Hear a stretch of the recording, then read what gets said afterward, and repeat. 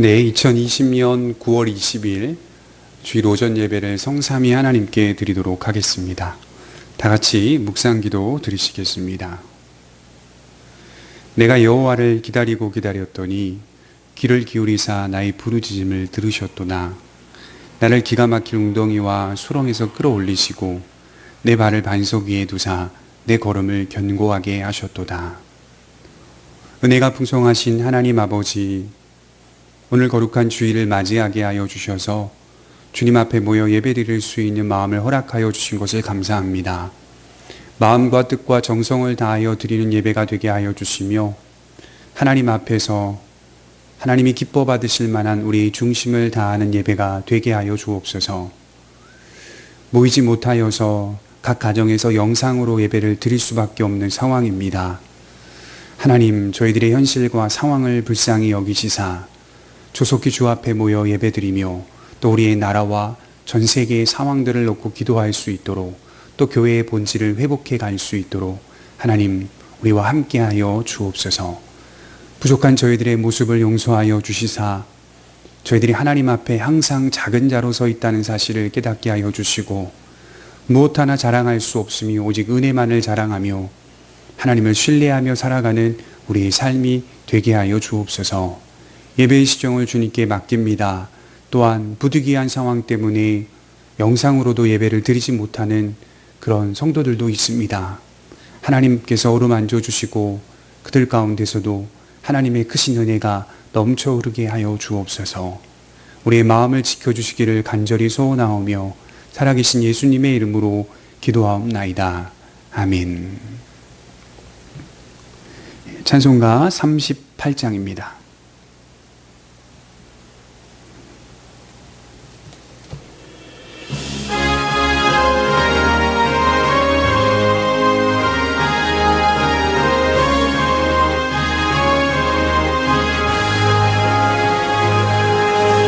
예수 우리 왕이여 이곳에 오셔서 우리가 함께 드리는 영광을 받아 주소서. 우리는 주님의 백성, 주님은 우리 왕이라. 왕이신 예수님 오셔서 좌정하사 다스리소서. 예수 우리 주시여 이곳에 오셔서 우리가 주께 드리는 찬양을 받아 주소서. 우리는 주님의 종들, 주님은 우리 주시라. 예수님 오셔서 이 찬양을 받아주소서.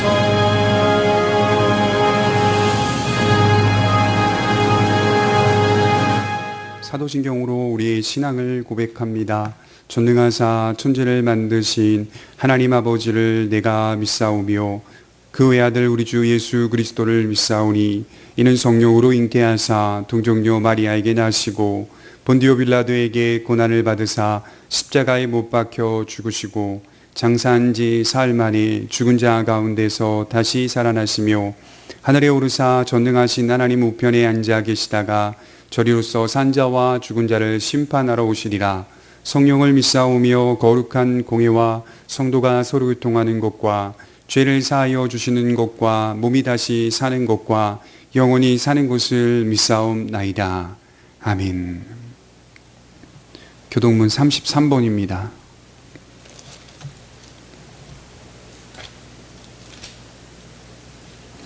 교동문 33번입니다. 시편 72편입니다.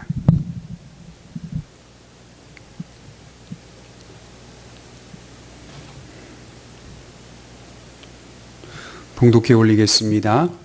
하나님이여 주의 판단력을 왕에게 주시고 주의 공의를 왕의 아들에게 주소서. 그가 주의 백성을 공의로 재판하며 주의 가난한 자를 정의로 재판하리니 의로 말미암아 산들이 백성에게 평강을 주며 작은 산들도 그리하리로다. 그가 가난한 백성의 억울함을 풀어주며 궁핍한 자의 자손을 구원하여 압박하는 자를 꺾으리로다. 그들이 해가 있을 동안에도 주를 두려워하며 달이 있을 동안에도 대대로 그리하리로다. 그는 뱀 풀 위에 내리는 비같이 땅을 적시는 소낙비같이 내리리니 그의 날에 의인이 흥왕하여 평강의 풍성함이 달이 닿을 때까지 이르리로다. 그가 바다에서부터 바다까지와 강에서부터 땅끝까지 다스리리니 모든 왕이 그의 앞에 부복하며 모든 민족이 다 그를 섬기리로다. 아멘. 네, 우리 헌금 찬송 314장 들으시겠습니다. 314장 헌금 찬송 들으시겠습니다.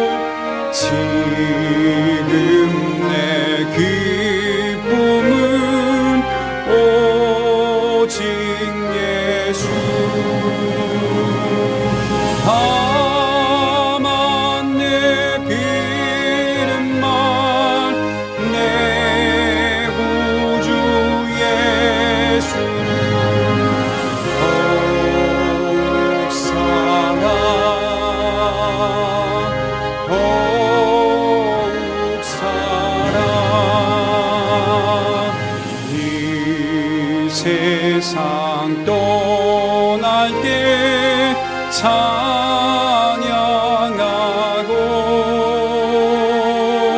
숨 쉴 때 하는 말 이것일세.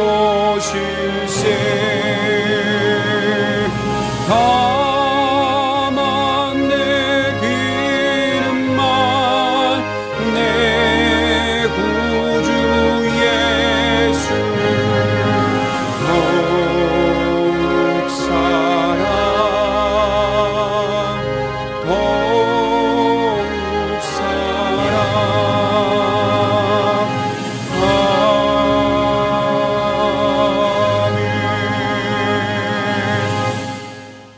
사랑과 은혜가 충만하신 하나님, 받은 바 은혜에 감사하여 귀한 예물을 주님께 드립니다. 주여 예물 가운데 우리의 믿음이 담겨 있게 하옵시고 인색한 마음이 아닌 자원하는 심령으로 주님께 드리게 하옵소서.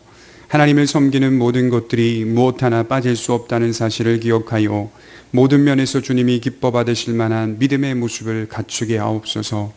매일 우리의 삶이 하나님의 은혜와 사랑으로 채워지게 하시고 그것이 토대가 되어 이 험난한 상황 속에서 기쁨으로 인내하고 견디며 살아가게 하옵소서.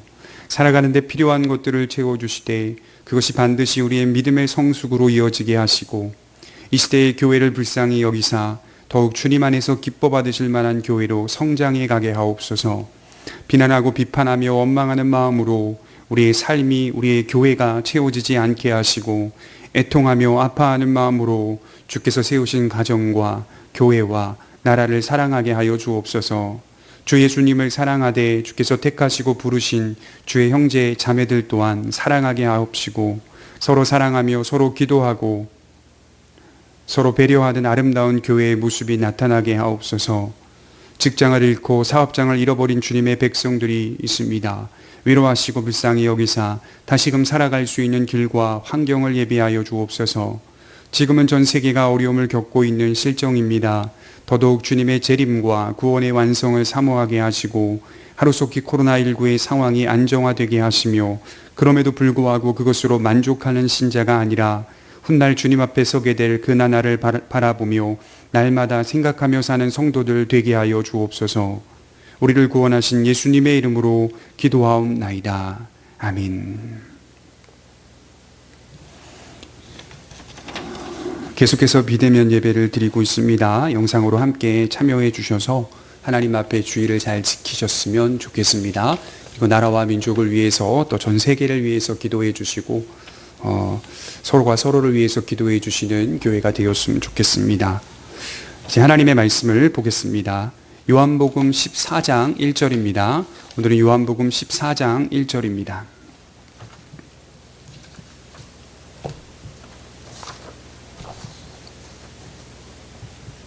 요한복음 14장 1절입니다.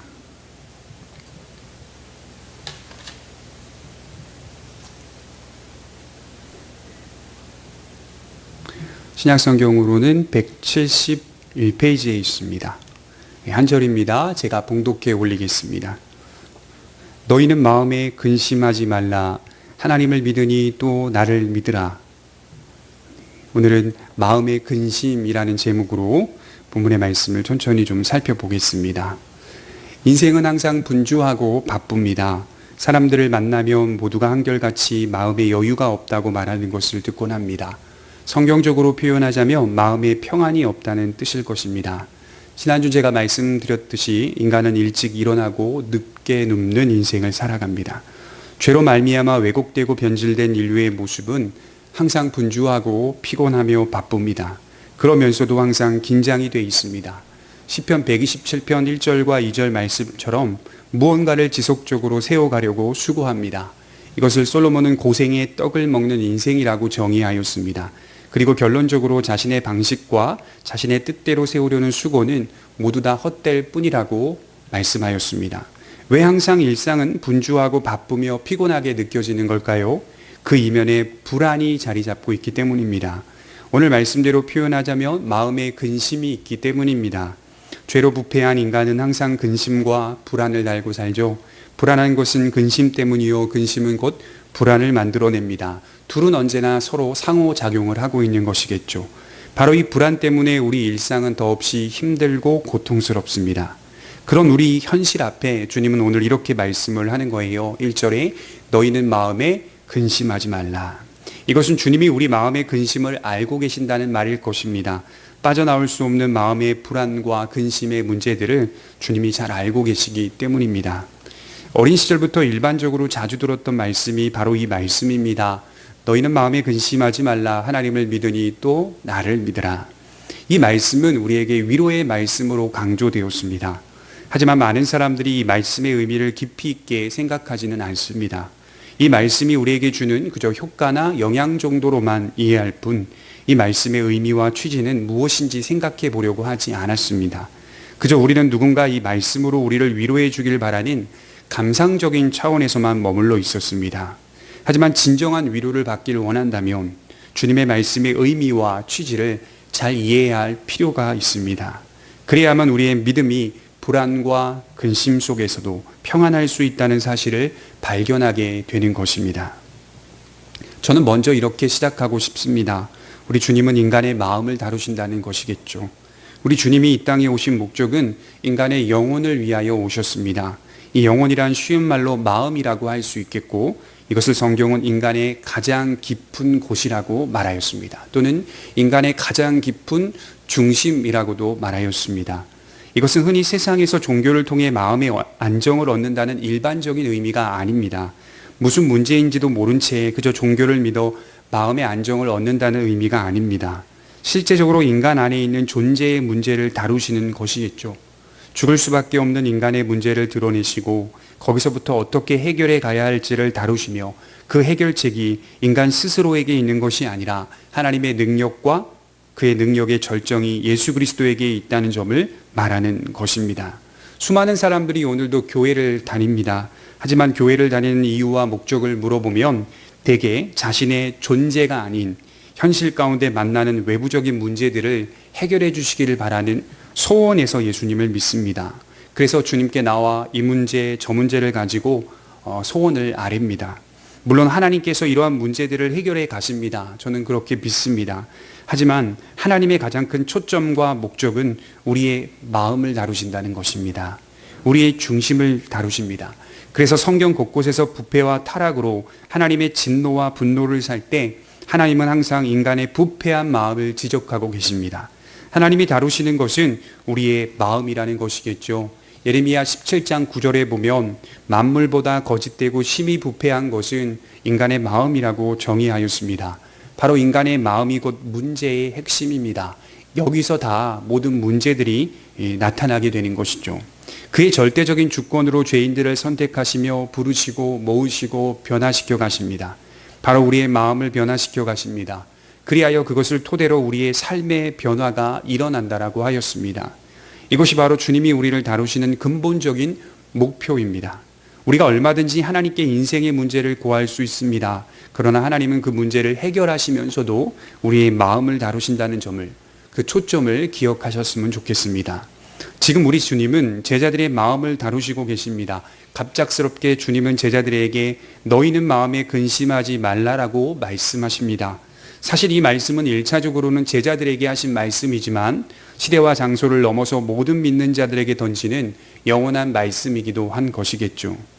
이 지점에서 한번 짚고 가야 할 부분이 있습니다. 주님은 이 말씀을 인생의 어느 때에 던지고 계십니까? 너희는 마음에 근심하지 말라라는 말씀은 주님이 십자가를 지시기 바로 전날 저녁에 하신 말씀입니다. 십자가의 죽음이 하루도 채 남지 않을 때 주님은 이 말씀을 던지고 계시는 겁니다. 주님 자신이 십자가에서 당할 고통을 모르셨을까요? 저는 이렇게 생각합니다. 십자가의 순환이 점점 가까이 다가올수록 주님은 긴장하셨을 것이고 고뇌하셨을 것이라고 확신합니다.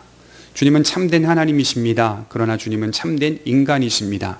주님이 참된 하나님이시라면 어떤 일이 곧 자신에게 닥칠지 정확하게 알고 계셨을 것입니다. 그래서 요한복음 13장을 읽어보면 이제 곧 십자가에서 죽으실 것과 제자들 가운데 한 사람이 자신을 팔 것을 예고하시는 장면이 나옵니다.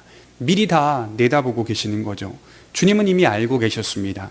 갑작스럽게 십자가에서의 죽음을 맞이한 게 아니라 그 일을 하시러 오신 것이겠죠. 하나님의 뜻과 작정에 따라 주님은 어느 때에 어느 장소에서 고통받고 죽으실 것을 잘 알고 계셨습니다. 너무나 잘 아시기 때문에 겟세마네 동산에서는 이렇게까지 기도하시는 장면이 나오죠. 마태복음 26장 38절에 내 마음이 매우 고민하여 죽게 되었다.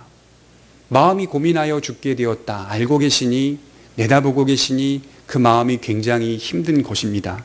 삼위 하나님께서 영원한 사랑을 나누며 하나의 본질로 충만해 계셔야 하는데 주님은 철저히 격리되셨습니다. 그것을 정확하게 알고 계시기 때문에 마음이 심히 고민하여 죽게 되었다라고 말씀하고 계십니다. 얼마나 억울한 일입니까? 자신의 죄 때문이 아니요 인류의 죄를 짊어지기 위해서 순환만 당하신 것이죠.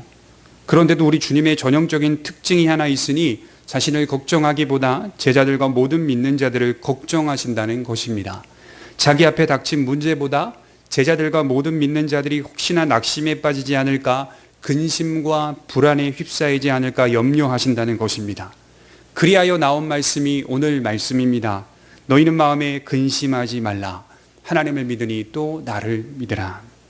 여러분, 요한복음 13장 36절은 이렇게 시작됩니다. 주여 어디로 가십니까? 베드로가 이렇게 예수님께 질문을 던지죠. 그리고 요한복음 14장 5절도 도마가 예수님께 이렇게 말하는 내용이 나옵니다. 주님 어디로 가시는지 우리가 알지 못합니다.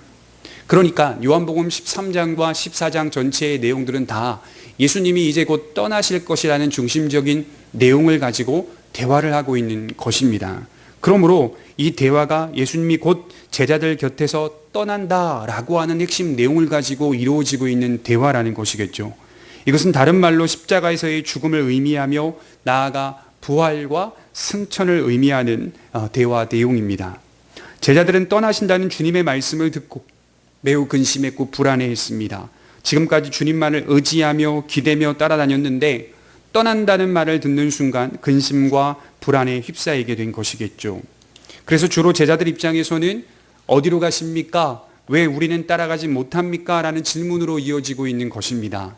그들은 주님에게 걸었던 기대가 있었습니다. 어떤 기대였을까요? 로마의 폭정에 항거하여 로마를 무너뜨리고 다시 이스라엘의 영광을 회복시키며 그 왕자에 앉아 계신 정치적인 주님, 정치적인 메시아를 기대했습니다. 그래서 오병이어 표적 때 많은 군중들이 예수님의 표적을 보고 억지로 임금을 삼으려 했다고까지 기록하고 있는 것이죠. 제자들은 예수님께 큰 기대를 가지고 있었습니다. 그래서 중간중간마다 예수님이 왕이 되신다면 왕이 되셨을 때 자신들이 한 자리씩 하기 위한 마음을 가졌던 것도 사실입니다. 그러나 주님은 그런 기대와 같이 33살의 나이에 제자들 곁에 떠나시겠다, 제자들에게서 떠나시겠다라고 선언하고 계십니다. 그러니 그들은 근심과 염려, 불안에 휩싸일 수밖에 없었습니다. 이제 주님 없이 어떻게 살아야 하나? 다시 집으로, 고향으로 돌아가야 하나? 여러 가지 생각이 들었을 것이겠죠. 그런 그들의 생각을 간파하시고 주님은 불안해하지 말고 근심하지 말라라고 말씀합니다. 엄밀히 말해 우리 주님은 단 한 번도 인간의 기대와 같이 그의 나라를 세워가지 않으셨습니다. 제자들이 주님을 따라다녔지만 단 한 번도 세상이 추구하고 원하는 방식으로 자신의 능력과 힘을 과시하지 않으셨습니다. 주님은 항상 우리에게 우리가 원하고 기대했던 것이 아니라 그런 세속적인 모습이 아니라 하나님의 나라의 모습으로 우리를 진실로 끌고 가셨습니다. 주님의 나라는 이 나라에 속한 것이 아님을 가르치셨습니다. 그렇기 때문에 우리도 주님의 제자라면 주님이 우리에게 가르치신 방식과 원리를 바르게 이해하여 세상 가운데 살아가야 할 것입니다. 그리고 그런 방식과 원리를 가지고 사는 자들에게 참된 위로의 말씀을 던지고 계시는 겁니다. 어디서 우리에게 있는 이 불안과 근심을 잠재울 수 있을까요? 도대체 어디서 우리는 위로를 받을 수 있을까요? 사람들은 지금도 찾아 헤맵니다. 바로 이 주제가 인간이 삶을 살아가는 데 있어서 가장 핵심적인 주제가 아닙니까? 마음의 평안, 마음의 여유라는 주제가 가장 인간이 추구하고 싶은 주제가 아닙니까? 인간은 모두가 마음의 평안과 마음의 여유를 원합니다. 반대로 생각해 보면 모두가 불안하고 그 근심 속에 있다는 말이 되는 것이겠죠. 먼저 왜 인간은 이토록 불안해하며 근심하는가? 우리가 이 부분을 한번 살펴봐야 돼요. 대표적으로 우리를 불안하게 만드는 요소를 좀 살펴보면 첫째로는 우리 모두가 죽는다는 생각 때문입니다. 죽음에 대한 생각이 늘 우리 곁에 있습니다. 어떻게 보면 죽음에 대한 인식이 우리를 붙잡고 있는 것이죠. 사무엘하 14장 14절에 드고아의 지혜로운 여인들이 다윗을 찾아와 한 말이 있죠. 우리는 필경 죽으리니 땅에 쏟아진 물을 다시 담지 못할 것이요. 우리는 필경 죽는다. 세상의 모든 사람들이 다 인식하고 있는 것 아닙니까? 그렇습니다. 우리는 필경 육신의 죽음을 맞이합니다. 죽음을 생각하면 심란하고 근심이 되죠. 히브리서 2장 15절에 모두가 죽기를 무서워한다 이렇게 기록하고 있어요. 모두가 죽기를 두려워하고 무서워한다. 죽음의 종노릇한다는 뜻입니다. 인생을 잘 살아가다가도 죽음이라는 주제만 깊이 묵상하면 자신의 모든 생각이 엉망이 돼버린다고 셰익스피어는 말하였어요. 죽음 앞에 마음은 늘 불안하고 불편해지며 근심거리가 되는 것입니다. 둘째로 인생 속에 불가피하게 찾아오는 문제들 때문에 불안하고 근심이 됩니다. 우리 모두는 예측할 수 없는 인생을 살아갑니다. 그 가운데 불가피하게 병을 만나기도 하고 사고를 만나기도 합니다. 나아가 직장을 잃는다거나 사업장이 실패로 돌아간다거나 심각한 질병을 얻는다거나 재정의 손실, 자녀의 문제, 가까운 지인의 죽음 등 인생 속에는 수많은 불행들이 있다는 것을 발견하게 됩니다. 우리 모두는 질병을 피할 수 없습니다. 나아가 사건도 반드시 일어나기 마련입니다. 셋째로 인생 앞에 수많은 위협이 있기 때문에 늘 불안하고 근심이 됩니다. 전쟁의 가능성, 불확실한 국제정세, 내 주변에 늘 상존하는 위협들이 있습니다. 또한 모든 일들이 예상했던 대로 돌아가지도 않아요. 모순적인 세상을 발견하고 그로 하여금 모순적인 일들도 겪습니다. 자신과 같은 사람들의 행동과 사람들의 형태를 보면서 수많은 모순들을 발견하고 자신 또한 그런 모습이라는 사실을 부인할 수 없습니다. 복잡한 양상 속에서 불안하고 근심이 되는 것이겠죠.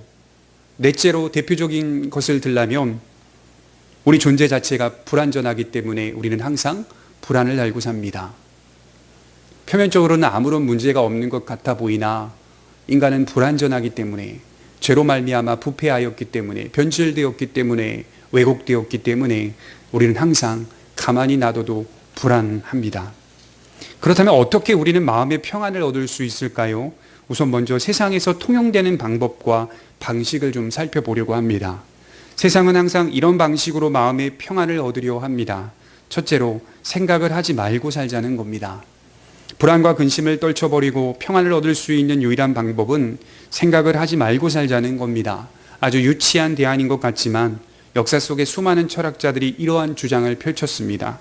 그들은 이렇게 말했습니다. 뇌의 고등한 부분이 과도하게 발달했기 때문이라고 말합니다.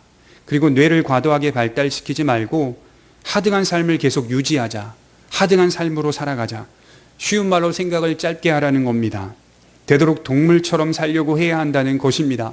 배고프면 먹고, 자고 싶으면 자고, 놀고 싶으면 놀고, 그 이상 그 이하도 아니라는 것입니다. 생각을 하지 말고 살라는 겁니다. 그러면 마음의 평안을 얻을 수 있다고 합니다. 정말 그렇습니다. 사람들은 불안과 근심을 떨치기 위해 일부러 분주하게 삽니다. 과도하게 바쁜 일정을 세웁니다. 일정표를 보면 빼곡히 채워져 있습니다. 그러면 깊은 생각을 할 필요가 없다는 것입니다. 저는 이 모습이 그저 도피하는 모습이라고 생각합니다. 문제에서의 도피일 뿐입니다. 둘째로 긍정적인 철학을 믿고 따르면 불안과 근심에서 벗어날 수 있다고 생각하는 것입니다. 낙관주의 철학의 핵심은 뭘까요? 조금 지나면 나아질 것이라는 내용이 있죠. 모든 문제와 근심거리는 시간이 지남에 따라 더 완벽하고 선한 상태가 된다는 주장입니다. 인류 전체가 점점 더 완벽한 모습으로 진화될 거라고 생각하는 철학입니다. 일부러 괜찮아, 지금의 고통은 더 나아지기 위해서일 거야, 스스로에게 이렇게 주문하고 주입합니다. 낙관주의 철학을 고수합니다. 거기에 자신의 신앙을 심어 넣습니다. 이런 사상이 교회 안에 들어온 시기가 있었죠. 한국 교회 안에 조엘 오스틴이라고 하는 사람이 있었어요. 그 사람이 쓴 책이 들어왔어요. 긍정의 힘이라는 책은 우리나라에서 베스트셀러였습니다. 교회뿐 아니라 모든 사람들이 즐겨 읽는 책이었어요. 긍정적인 생각은 긍정적인 결과를 만들어낸다는 것입니다. 그리고 불안과 근심에서 해방시켜준다는 겁니다. 지금도 이 방법을 시도하는 사람들이 얼마나 많은지 모릅니다. 셋째로 인생을 운명론으로 받아들여 불안과 근심을 떨치려 하는 사람들이 있습니다. 거봐, 어차피 일어날 일은 일어난 거야. 다 지 팔자속 아니지. 걱정하고 노력해봐야 아무 쓸데없어. 어차피 일어날 일은 일어나는 거야. 일어난 일들을 후회하지 말고 받아들이며 살자는 것이겠죠. 많은 사람들이 이러한 방법으로 자신의 마음을 오늘도 달래고 있습니다. 넷째로 심리적인 도움을 받는 것입니다. 정신과 의사를 찾아간다거나 심리상담사를 찾아갑니다. 그리고 이성과 감정의 충동을 조절할 수 있는 여러 가지 교육을 받고 훈련을 합니다. 어떻게 보면 저는 그렇게 생각이 들어요. 제일 많이 도움이 되는 방식이 바로 이런 심리적인 도움이라고 생각합니다. 여러 가지 심리 치료를 받는 것이죠. 약물 치료, 공동체 치료, 인지 치료 등 수많은 훈련 장치들이 있습니다. 흔들릴 때마다 그 장치의 공식에 따라 감정을 이리 조절하고 저리 조절합니다. 그러나 이 또한 사람이 가지고 있는 근본적인 불안과 근심을 해결해 주지 못합니다. 문제 자체에 접근하지 못하는 것입니다. 그저 겉도는 것뿐입니다. 그리고 다섯째로는 스토아 철학자들이 주로 썼던 방법이죠. 극기의 태도를 가지며 불안과 근심을 달래자. 극기의 태도. 감정과 느낌을 신중하게 통제하자. 침착하자. 그때만 잘 버티고 참아내면 더 나은 일들이 생긴다는 것이겠죠. 흔들릴 때마다 극기의 태도를 갖습니다. 잘 참으면, 그때만 잘 참으면 언젠간 평안을 발견한다는 것입니다. 그리고 여섯 번째로 사교 집단을 통한 도움을 받습니다. 이교 집단을 통한 도움을 받습니다. 수많은 신앙을 탐구합니다. 고대 종교를 탐구합니다. 종교의 영역에 도움을 받습니다. 예를 들자면 명상을 배웁니다. 요가를 다닙니다. 힌두교나 이슬람의 묵상을 배웁니다. 여러 종교들의 도움을 받고자 애씁니다. 불교나 힌두교 같은 경우에 우주의 중심으로 들어가 만물과 하나 되는 신비한 묵상을 배우려 합니다. 이런 시도들을 통해 마음의 평안을 얻으려 한다는 것이죠. 지금까지 제가 말씀드린 방법들, 즉 불안과 근심에서 평안을 얻을 수 있다고 생각하는 이런 방법들은 하나같이 공통점이 있습니다. 결국 비관적이고 절망적인 상태를 벗어나지 못한다는 것이겠죠. 더 심각한 비관주의로 인도합니다. 예를 들자면 아무 생각도 하지 말자고 그렇게 말하는데 사실은 너무 두렵기 때문에 아무 생각도 하지 않으려 하는 것입니다. 더 비관적이지 않아요? 낙관주의 철학을 믿어서 평안을 얻으려 하는데 시간이 지남에 따라 더 좋아진다는 증거는 어디에도 없어요. 인류 역사를 보면 인간은 더 안 좋은 모습으로 나타나고 있어요. 운명이라고 생각하여 받아들이자고 하는데 거기에는 아무런 소망도 없어요. 그저 대책을 세우지 말자는 것뿐입니다. 참고 견디는 태도도 마찬가지입니다. 심리학적인 도움을 받습니다. 그저 문제를 만지작할 뿐이에요. 신비주의 사교 집단의 도움을 받는 건 역시 그저 잠시 잊어버리고자 하는 차원일 뿐입니다. 그 어디에서도 참된 평안을 줄 수 없습니다. 우리의 불안을, 우리의 근심을 잠재울 수 없어요. 이런 방법들의 더 나쁜 공통점은 모든 책임을 개인에게 떠넘긴다는 것이겠죠. 결국 각자 알아서 해결하고 원인과 결과는 너에게 있다고 말합니다. 각자가 알아서 무서운 불안과 근심을 헤쳐가라는 것입니다. 이것은 또 다른 말로 스스로가 스스로를 구원하라는 말입니다. 저는 마태복음 4장을 떠올립니다. 우리 주님이 성령에 이끌리어 광야에서 사탄에게 시험을 받는 장면이 나오죠. 그 시험의 세 가지, 그 시험 내용들은 결국 스스로가 스스로를 구원하라는 것입니다. 그러나 우리 주님은 하나님 아버지의 뜻에 구원을 맡기죠. 오직 하나님의 뜻에 따라 모든 것을 이루시는 것이 곧 구원임을 선포하고 계십니다. 인간 스스로가 자신을 구원하는 것이 아니요, 구원은 전적으로 하나님의 능력을 의지함으로 이루어진다고 말씀하는 것입니다. 주님의 마지막 말씀은 어떻게 끝나죠? 사탄에게 이렇게 말씀합니다. 하나님을 경배하고 다만 그를 섬기라. 이 말씀은 곧 문제의 해결은 우리에게 있지 않고 하나님의 능력에 있다는 사실입니다. 이것이 바로 복음이 가진 유일한 특징입니다. 복음은 우리 존재의 중심, 가장 깊은 곳에서부터 역사합니다. 그리하여 우리로 하여금 진정한 안식, 진정한 평안으로 인도합니다. 불안과 근심이 있을 수밖에 없는 세상 속에서 우리는 복음을 만나 존재의 깊은 곳에서부터 평안을 끄집어낼 수가 있습니다. 이것은 표면적인 안식이 아니요 이면적인 참된 안식을 얻을 수 있다는 말이겠죠. 우리의 평안은 현실 세계만이 아닌 영원한 세계 깊은 곳까지 해결해 주는 평안이라는 것입니다. 세상의 방법과 복음은 어떤 차이가 있을까요? 복음은 항상 현실을 직시하게 만들어줘요. 복음은 최악의 현실을 있는 그대로 말해주고 있습니다. 어떤 사람이 말기암 선고를 받았어요. 의사는 환자에게 솔직하게 말을 한다고 합니다. 그래야 그 문제를 직시할 수 있도록 도와줍니다. 당신은 지금 최악의 상태입니다. 당신은 지금 가장 안 좋은 상태입니다. 솔직하게 말해 주어야 돼요. 환자는 최악의 상황을 듣고 비로소 삶을 정리할 시간을 갖습니다. 복음은 속임수를 쓴다거나 숨기지 않아요. 인류는 최악의 상태다 이렇게 말해주는 게 복음입니다. 처음 어떤 사람이 교회를 나와 예배를 드리죠. 마음의 안정과 여유를 얻기 위해 그 목적을 가지고 예배를 드리는데 예배를 드릴 때마다 해가 거듭될수록 갈수록 불쾌함을 느낀다는 것입니다. 그저 좋은 말 많이 듣고 가려 하는데 해가 거듭될수록 불쾌한 감정을 느껴요. 현실을 직시하게 해주는 복음을 들었기 때문입니다. 그렇기 때문에 여러분 나와서 예배 드릴 때 불쾌한 마음이 들을 때도 있어야 된다는 것이죠. 나와서 무조건 좋다라는 마음을 갖고 있다면 그것은 강단에서 선포되는 말씀이 잘못되었다는 거 아니겠습니까? 복음은 아주 적나라하게 선포되는 거예요. 복음은 분명하게 증거되어야 되는 거예요. 복음은 숨김없이 세상의 안 좋은 상태와 모습들을 분명하게 나타내 주어야 하는 거예요. 그 불쾌함을 느낄 때 비로소 복음 앞에 한 발 한 발 더 가까이 갈 수 있는 것 아닙니까? 그가 그렇게 불쾌한 감정을 느끼다가 시간이 지나면서 그가 이런 마음을 갖게 돼요. 그 불쾌함이 결코 싫지 않다는 거예요. 복음은 현실의 나쁜 상황들을 적나라하게 드러내 줍니다. 그 병을 직시하고 병과 맞서게 해주는 것이 복음입니다. 또한 복음의 매력은 사실성에 있잖아요. 사실성. 우리 주님은 세상에서 너희가 환난을 당하나 이렇게 말씀을 하셨어요. 요한복음 16장 33절에 세상에서 너희가 환난을 당하나, 환난을 당하기 싫어서 교회에 나온 거 아닙니까? 교회에 나오는 사람들은 환난을 당하기 싫어서 나온 거예요. 그런데 우리 주님은 환난을 당하나 담대하라 라고 말씀하고 계십니다. 고통의 문제를 똑바로 보라는 거예요. 그리고 이해할 수 없는 현장을 목격하게 합니다. 십자가에서 찢기시고 잔인하게 처형되는 현장으로 우리를 인도합니다. 몸에 다 찢겨지고 물과 피를 다 쏟으신 주님의 현장으로 모든 사람들을 인도합니다. 보고 싶지 않아요? 찢어진 주님의 몸, 물과 피를 다 쏟으신 주님의 몸 보고 싶지 않아요. 잔인하죠. 그러나 그 후에 영광과 부활이 있다는 사실을 보여줍니다. 인생이라는 어둠의 터널을 통과한 후에 참된 영광이 존재한다는 사실을 보여주고 있더라는 거예요. 그 말씀을 들으며 한편으로는 굉장히 큰 부담감을 갖습니다. 그러나 한편으로는 샘솟는 기쁨이 생겨납니다. 그리고 믿음 안에서 주님이 가신 길을 따라갑니다.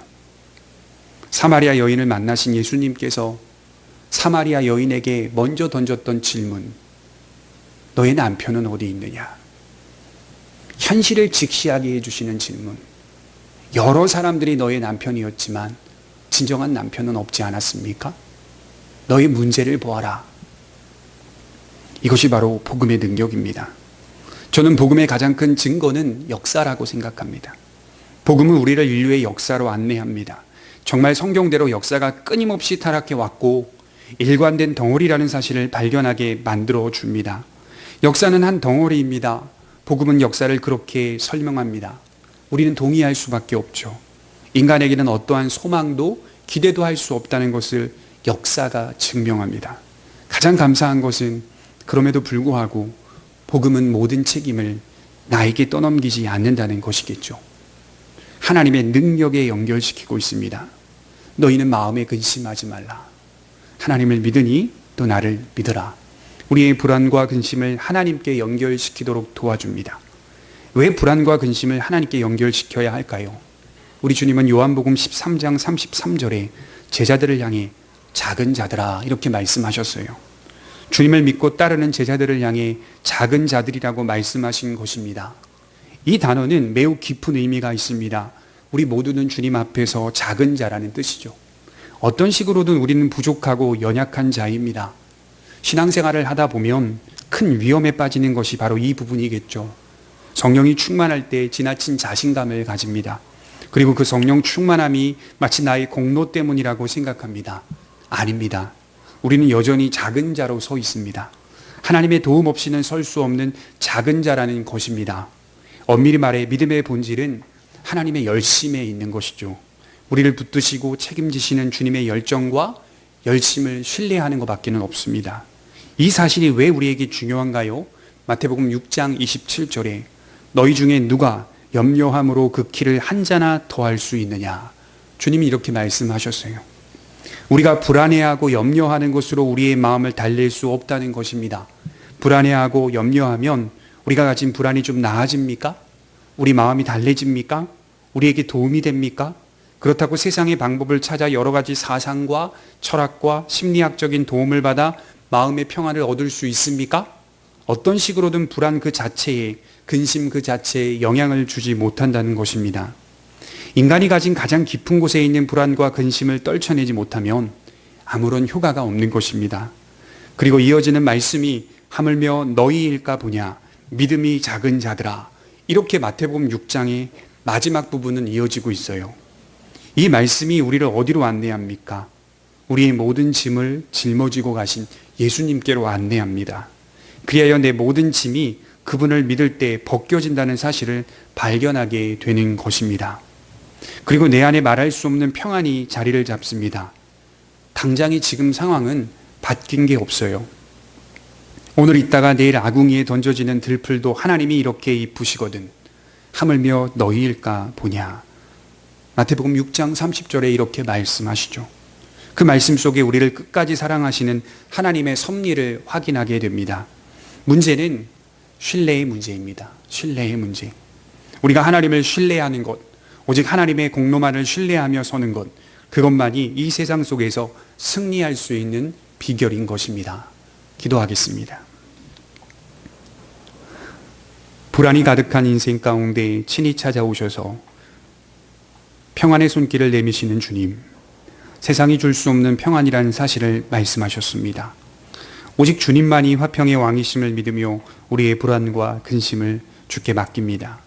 우리와 같이 삶을 사신 주님, 그렇기 때문에 더욱 우리의 불안과 염려를 아십니다.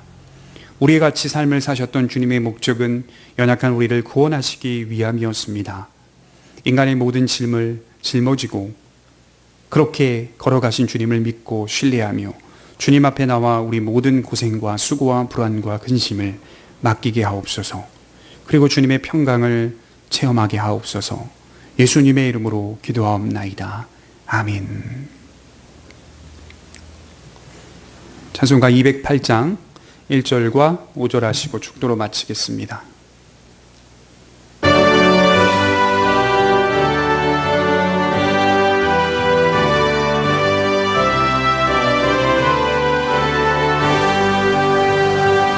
내 주의 나라와 주 계신 성전과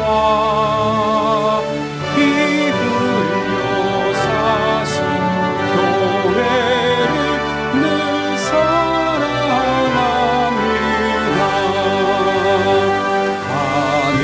하늘의 영광과 베푸시는 은혜가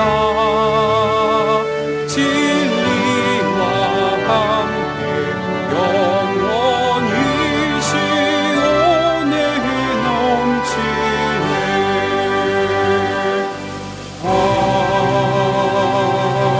아멘.